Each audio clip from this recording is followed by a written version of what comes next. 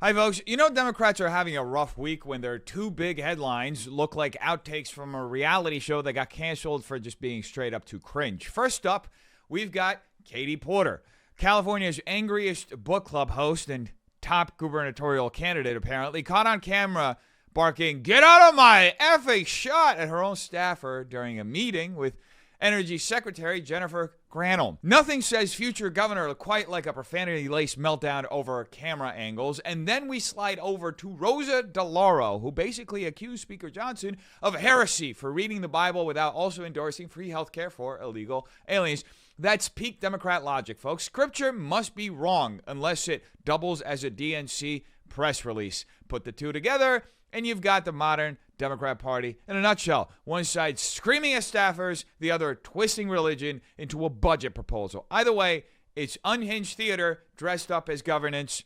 So let's watch the downfall. Beliefs are rooted in the Bible, that the Bible is his worldview. And I will just say to you, he is a man of faith. I will agree to that. And he says that those beliefs are rooted in the Bible. But the Bible is replete with guidance, of attention to act as a community, to focus in on the poor. And the Bible lays out a faith-based policy agenda. It espouses social justice. Exodus commands not to oppress the poor or the stranger whose cry God will hear. Leviticus set aside a share of the harvest for the poor. The Gospel of Matthew on the need for a living wage. The letter of James on the obligation not to show favoritism for the rich or the needy. And so I do not understand, people of faith, and I don't understand the speaker, about how the healthcare crisis fits with that worldview. It does not fit with that worldview. It's so interesting to me how Democrats do everything possible to disempower and disenfranchise Christians and the church. They attack faith at every turn and have pushed secular culture to its breaking point. Yet the only time they suddenly choose to quote scripture is when it's politically convenient.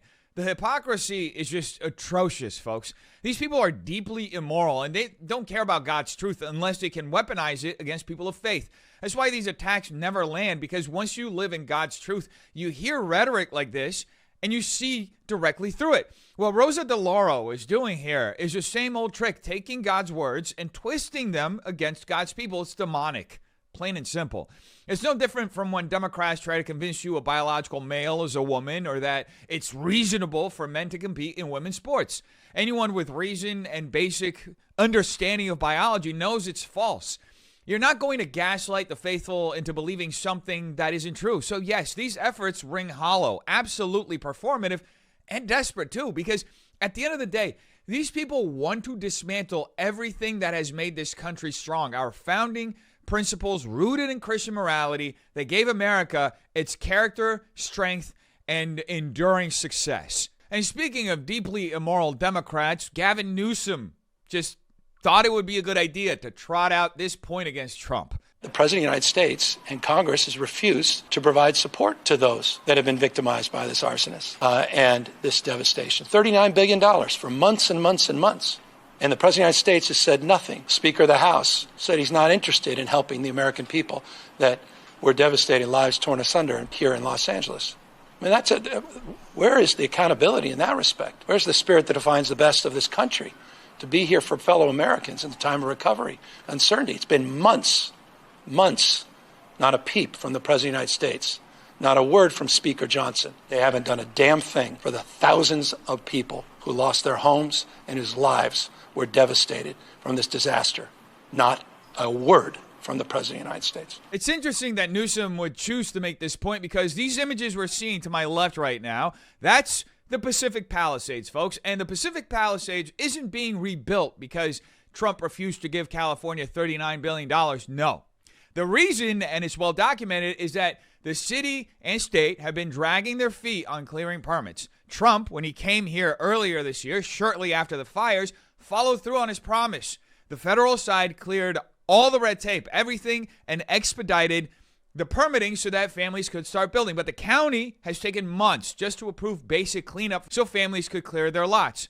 Now that most of the lots have been cleared, many families are facing more hurdles to start rebuilding, being told that it will take several more months. A lot of families have simply given up, selling their lots, their homes or walking away, which is exactly why Newsom recently announced that the state would put $100 million into affordable housing in the area.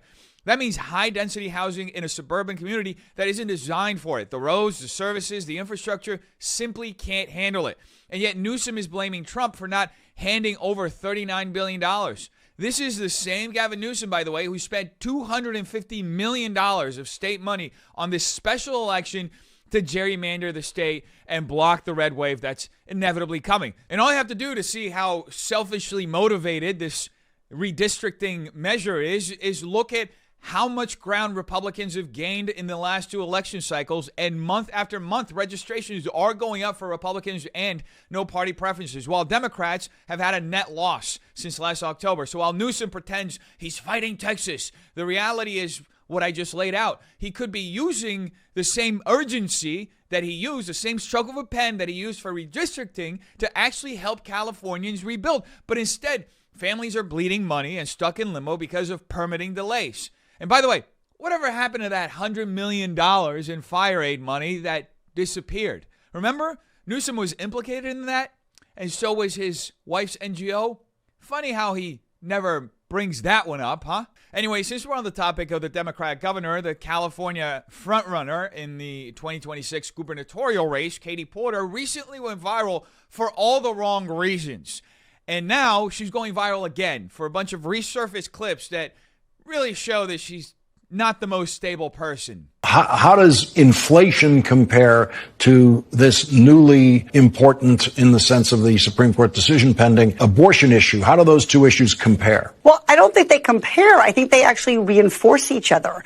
So the fact that things like inflation can happen and it can become more expensive to feed your kids and to fuel your car is exactly why people need to be able to be in charge of how many mouths they're going to have to feed. So I think the fact that we're seeing this jump in expenses, that we're seeing people having to pay more in the grocery store, pay more at the pump, pay more for housing, is a reason that people are saying, I need to be able to make my own decisions about when and if to start a family. So I don't think we're going to see them. I don't think it's about comparing them or contrasting them.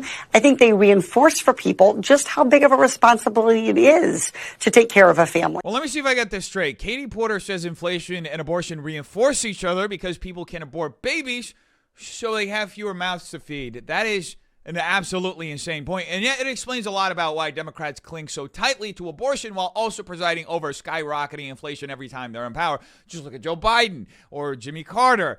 Democrats have a long history of fueling inflation and then using the economic pain they create as a justification for even more destructive social policies. And Porter's logic here is absolutely chilling. She's essentially saying that because groceries, gas, and housing are too expensive under Democrat leadership, that families should deal with it by killing their own children. That's not compassion, folks. That's population control dressed up as choice. It's the same twisted moral inversion we see across the Democrat Party, where the solution to the problems they cause is never accountability, reform, or any sort of growth, but more dependency, more destruction, and just fewer families. In other words, keep inflation high, keep abortion accessible, and call that progress, when in reality it's just a slow dismantling of the very foundation of this country. You know, family, stability, life itself. You know, everything that makes America strong and viable. So on election night, I went to pick up my daughter from water polo practice, and she's 12, and she got in the car and she was crying. And I said, did someone punch you? Like, water polo is a rough sport. I was like, did someone hit you? Did the coach yell at you? What happened? And she said, Trump won. Trump's going to win. And what if I get raped and I need to have an abortion?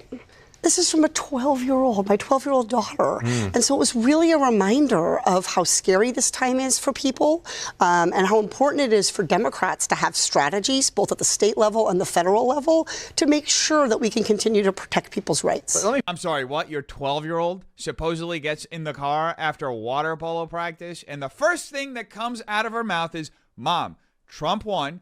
And what if I get raped and need an abortion? What the hell have you been telling your 12-year-old? That's insane. First off, let's be real. This conversation never happened. And even if it did, it says far more about Katie Porter's parenting and the kind of fear she fills her daughter's head with than it does about Trump or politics. Is this really the first thing on a 12-year-old's mind after a sports practice? Of course not. This is pure propaganda, and worse, is shamelessly exploiting her own child to push a dishonest, low IQ emotional appeal. She's using her daughter as a political prop, the kind of fear-mongering tactic that reeks of Marxist-style messaging, create hysteria, build panic, and weaponize children to justify radical policies. And remember, folks, Porter isn't some fringe activist. She's the head of the Progressive Caucus. This is their playbook. The more I hear from Katie Porter, the more she comes across as the stereotypical suburban mom who went off the rails and did meth that one time with Bill from college and completely lost the ability to think critically. That's the energy she brings into politics, chaotic, manipulative, and totally detached from reality. And it's exactly why this brand of leadership is so dangerous. If Katie Porter would have become president, that'd be the same thing as Trisha Paytas transitioning into Gavin Newsom. We're going to lose more than 500,000 Californians dying prematurely to air pollution and other problems. And the state could lose. Get out of my fucking shot. I wanted to tell you that that's actually incorrect. It's not that it's electric vehicles. It's that if we don't meet the commitments under the Paris Climate Accord. Okay, it does. Okay, you also were in my shot before that. Stay out of my shot. Okay, I'm going to start again with electric vehicles saving us money. How about you start over by just ending it and going away completely? This person is clearly unstable, folks. She had a full-blown meltdown just the other day because someone dared to ask her a follow-up question, and now this clip shows she has absolutely zero self-control. She snaps at her own staff, screaming, "Get the F out my shot," because someone accidentally walked into her frame. Can you imagine working for someone that abusive, someone with that little impulse control? This isn't leadership, folks. It's low emotional stability, low capacity for handling pressure, and a total lack of fitness for higher office. If she blows up over something so trivial, what happens when the pressure is real? What happens when someone like Xi Jinping applies the same kind of pressure to California that he did to Newsom, who already buckled? Is Katie Porter going to just flip over tables, lash out at staff, or make some bizarre accusations the same way she did just like we saw earlier about Trump? Because that seems to be her pattern, using hysteria, dishonesty, and even her own daughter as props to justify her age. And this is what the Democrats are offering as their front runner for governor. Someone who can't handle the slightest inconvenience without exploding. It says everything about the state of our state's politics. A one-party Democrat rule elevating people who are performers of anger, not actual leaders of substance. I think it goes without saying that Katie Porter is dangerous, really dangerous. Having someone that unstable running the fourth largest economy in the world, one that's already buckling under its own problems, would be catastrophic. This is the kind of person who paralyzes with fear the moment something doesn't go their way, who throws tantrums over the smallest inconveniences, like someone walking behind them during their shot. Who cares, dude? You're not Christian Bale on a movie set.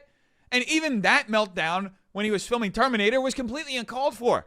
This isn't theater, folks. It's real life. Governing California means managing a multi-billion-dollar budget, overseeing thousands of departments, the lives of over 40 million people, negotiating with counties, and sitting across the table from the President of the United States. Do you honestly think shrieking at people and melting down like Trisha Paytas on the kitchen floor is how you secure results for 40 million Californians? This feminized, emotion-driven, rage politics style of leadership isn't just embarrassing, folks. It's destructive. And what's astonishing is how quickly Porter has shown she might actually be worse than Kamala Harris.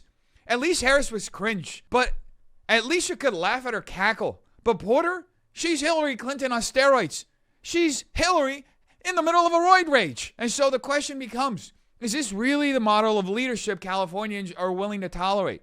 Are we so desensitized to dysfunction that we'd hand over the keys to someone who can't even hold it together in a basic meeting? Or are we finally ready to demand something better? Strength, stability, and actual leadership instead of emotional theatrics sold as power? You tell me what you think in the comments down below. Hope you have a terrific day. Peace.